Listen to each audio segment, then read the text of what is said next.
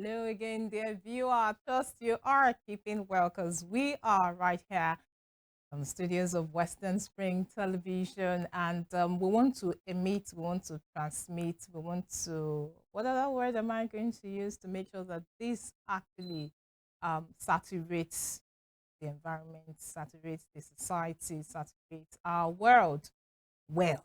We are keeping well, we are alive and well. Thank you very sincerely for joining us yet again on another broadcast of The Bookshelf. This is a program we get to discuss everything teaching and learning. As long as it is a book, it has a relationship with book, then you're welcome right here on this platform. My name is Damilola Raphael. Delighted to be your teaching and learning advocate. Now the mandate for the year, complete a book. Whether it is that you're writing a book or it is that you are reading a book, please do justice to completing it. And if you are, okay, so recently I got to speak with someone who is into career services. So if you're into career, don't sit on our package now. Release, release. If it's at the borders as well, you work with customs protection and all that. We understand you're doing your job. What's the priceless? Can we just expedite this one? When it comes to books, let's expedite action with regards to books so that knowledge can easily be transmitted. It can get to the end point right on time. Thank you for giving due diligence. Of course, we should say thank you right in advance. Okay, so today we are going to be looking into one of my favorite things to read. Do you know what it is already? Biographies. My favorite thing to read. If I have like 5 books on the pile on my desk, on my shelf, or in my box, wherever it is, it's being kept. Um, and there is a biography in it.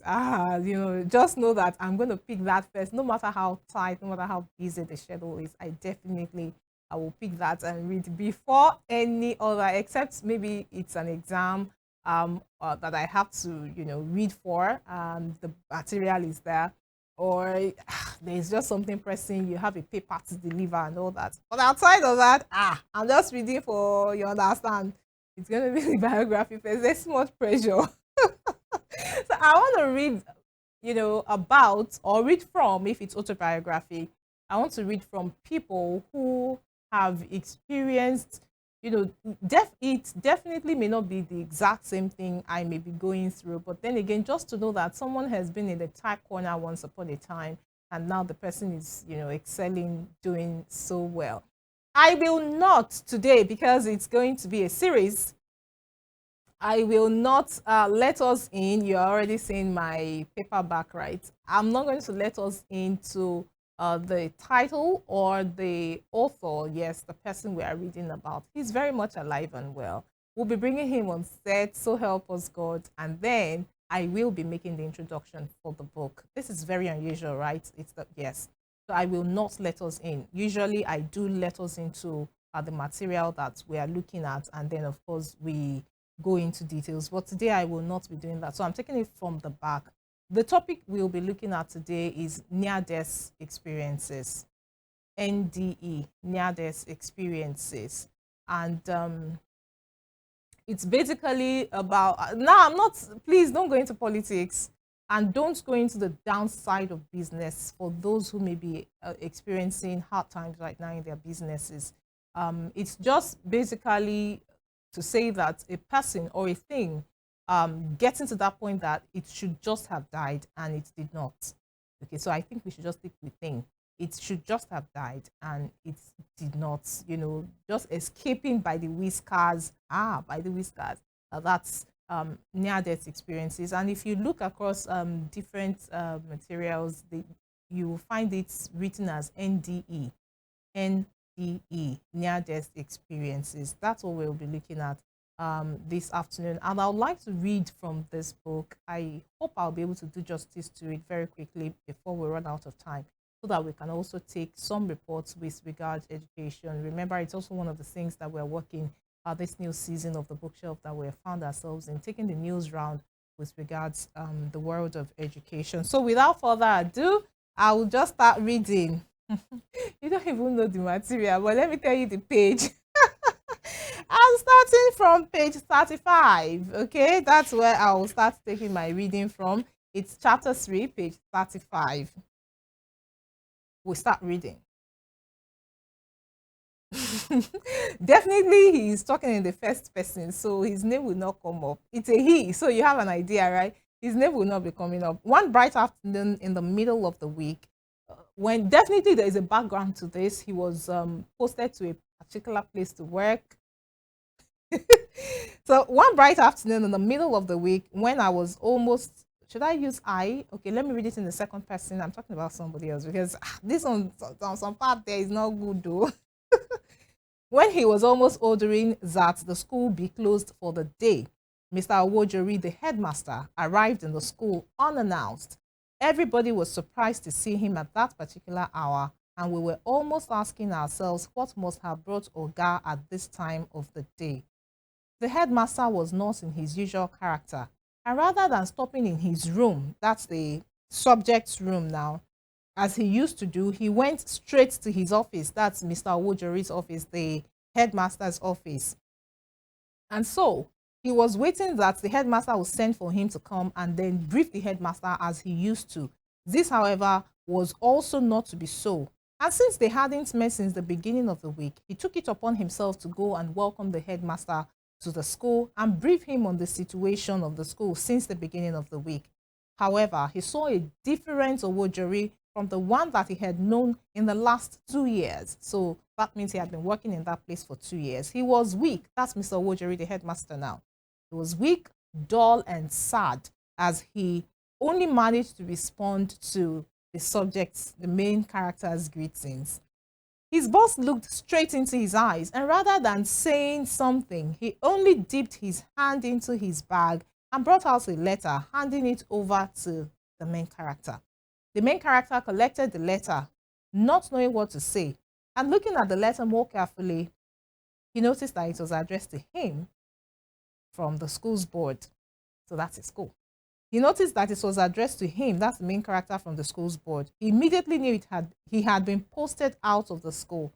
He went to his classroom, and when he opened the letter, his fears were confirmed. He had been transferred to another school, because if I start mentioning, some of us may have an idea, and I don't want us to really have an inkling yet until we bring the main character into the studios with us. Okay, so he gives the description of the school and a little bit in the detail of where he was coming from. So where he was coming from was more like a inner city.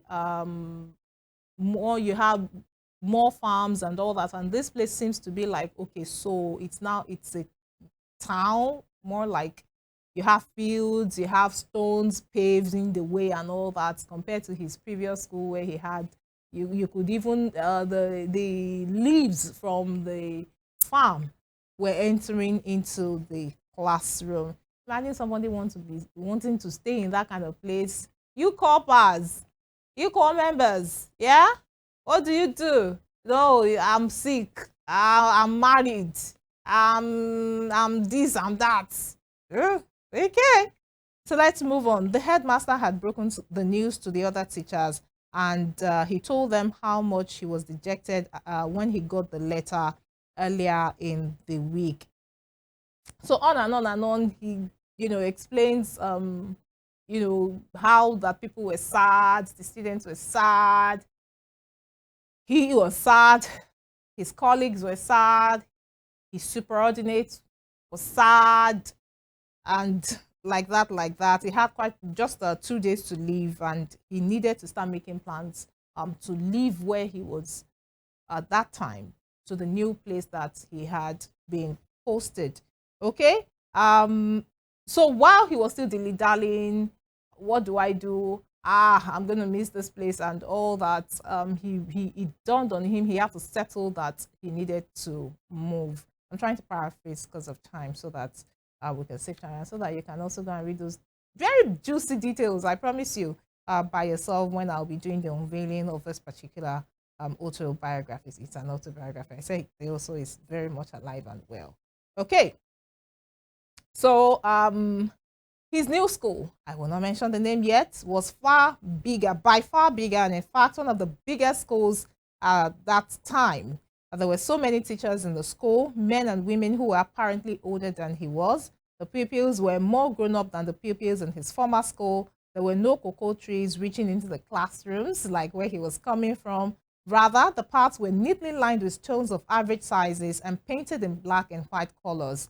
The fields neatly cut, and all of this made the school very attractive. Somebody said, "Who no like better thing?"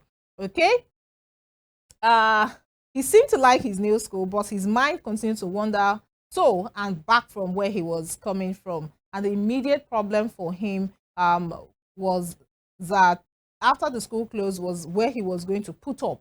You know, he needed a new accommodation. He didn't know anybody where he had just been posted to. So he did not waste any time at all in discussing with the new teachers who had all shown enough of acceptance to him by the way he was welcomed to the school. Now, an old staff of the school, Mr. Adeyeye, whose house was not far from the school, immediately agreed that he should move in with him, pending the time he will sort out the issue of accommodation. He was more than relieved, and he said he slept like he was not going to work the following day, as he was made so comfortable as though, and he felt as though he was at his own home. Okay, so let's move on and see some other reports right there. One evening, his host and himself, that's the Mr. Adeyeye now, and himself were in front of the house, which was directly facing the road, enjoying the cool evening weather, when all of a sudden, he saw a close friend, Mr. Omoniyi Segun. I said I'll be mentioning the names of the other people except the author, so I'm passing, right?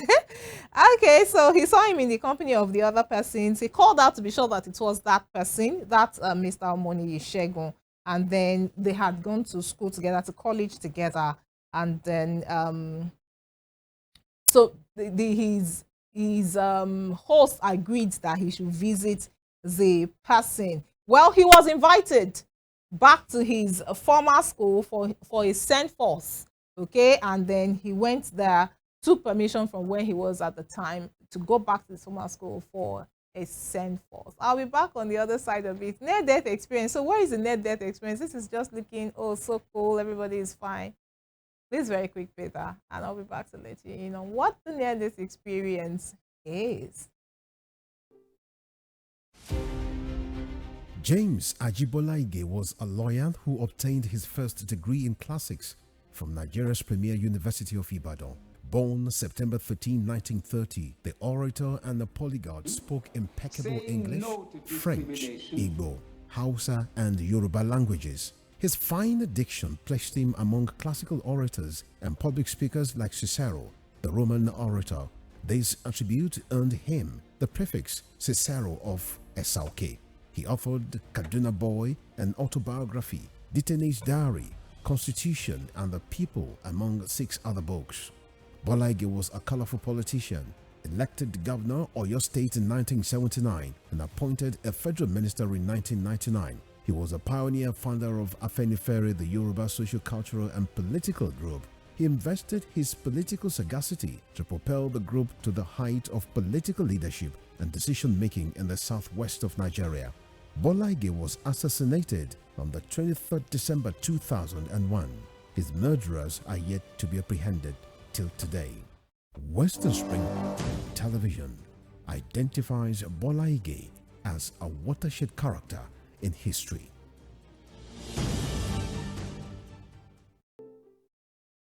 Welcome back. I know you're the edge of your seat. Hey, the bookshelf is back and we're here to wrap it up. Come closer.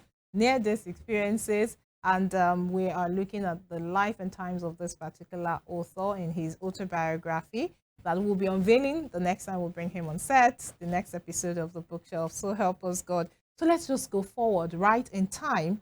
And he had there was the fanfare, the send-forth party, and all of that. And moving forward now, where he was posted, the new place, right? There was this intercommunal clash that was going on at the time, and that was the reason someone who had said he was never going to apply for transfer now had to transfer to apply for it because of safety, fear of safety for his life. So let's move forward to when he decided to go back, when he had been told news was spreading around, there is peace, there is calm and all that. When one Wednesday after the closing hours, he took permission it was a 2-day journey, 3-day journey thereabouts, and he needed to be off work. So he took permission to go get his things. Remember, he only went with clothes. So he went back to move his things. But upon arrival, he found out that there wasn't calm as it had been, peddled around town. So he moved between soldiers and police officers and all that. Getting to his own, they call it Adubo, getting to his own area where he felt, come on, I've been here, people around here know me, I did well while I was here. He said about 4 posts to his house, these boys who already blocked the road had with them all forms of dangerous weapons and were demanding for his means of identification. However, before he could open his mouth to say a word, they had descended on him and started to beat him so mercilessly with whatever they had on them. Someone shouted, petrol, tires, matches, quickly.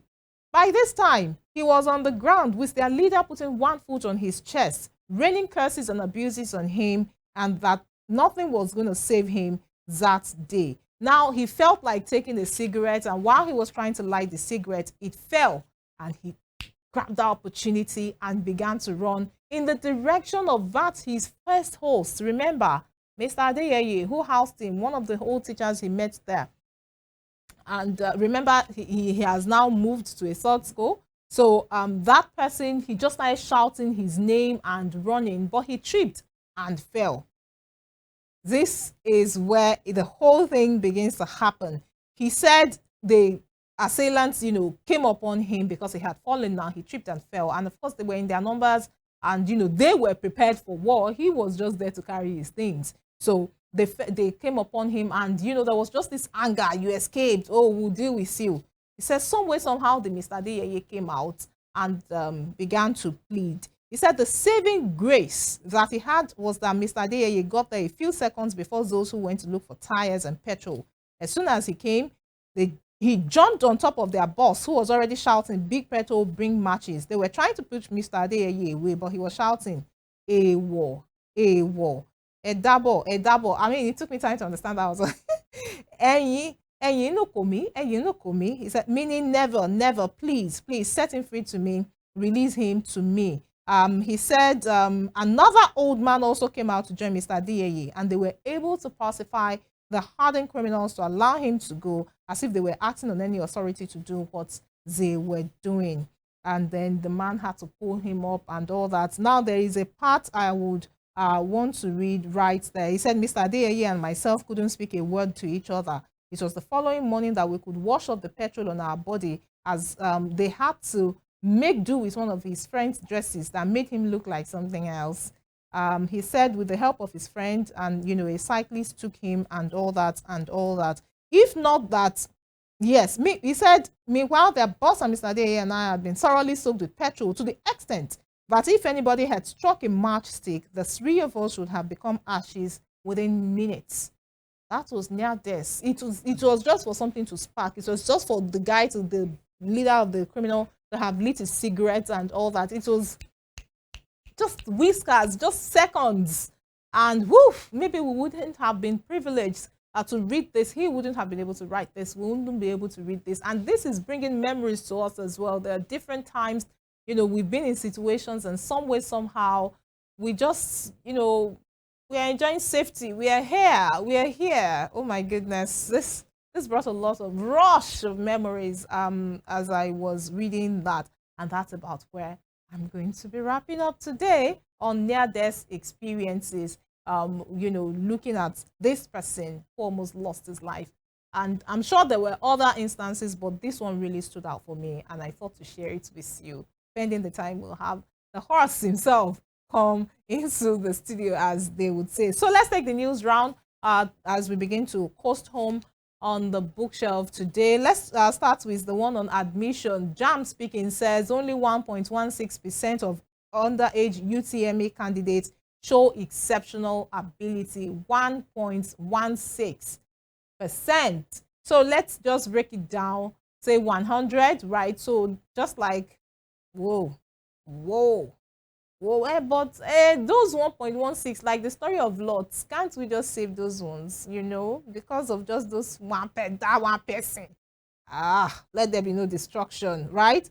And then Nelfond, that this particular one has been trending. Nelfond is under fire over loans to ex-students. Some persons saying they never got, they had to source means to pay their tuition, and now it has been paid into the school after they have graduated. That the only thing they are benefiting is the 20,000 naira monthly stipend.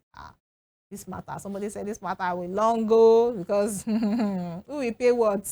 Who will be paying the interest and all that? That is what we'll cap it on the bookshelf for today. It's been an interesting one. Thank you very sincerely for wrapping it up. Did I just hear complete a book? I told you the author will come now. You to go and buy it. Once I unveil, go and buy the material. Do well to watch previous episodes of the bookshelf and all other broadcasts on Western Spring Television on our YouTube page, that on our YouTube channel, that's at Western Spring Television. Follow us on social media as well. That's Western Spring Television on Facebook, on Instagram, and on X. My name is Damilola Raphael. Delighted to be your teaching and learning advocate, and I'm looking forward to see you next time. Then goodbye and God bless.